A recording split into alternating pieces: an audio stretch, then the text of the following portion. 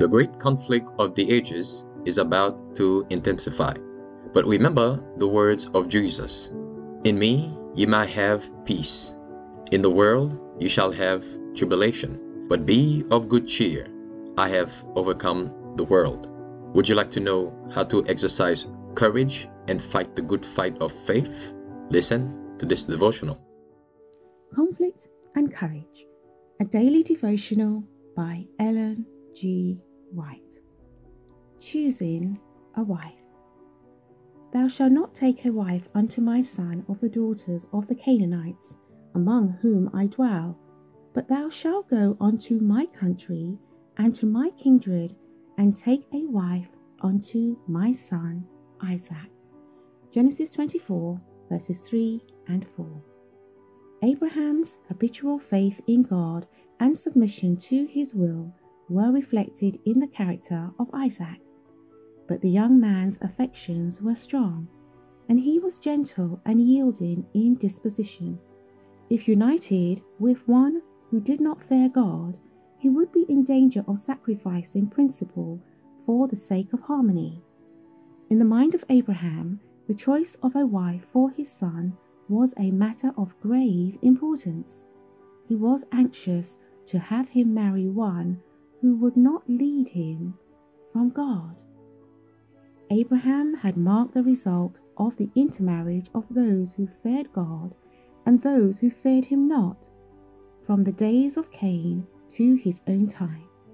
The consequences of his own marriage with Hagar and of the marriage connections of Ishmael and Lot were before him.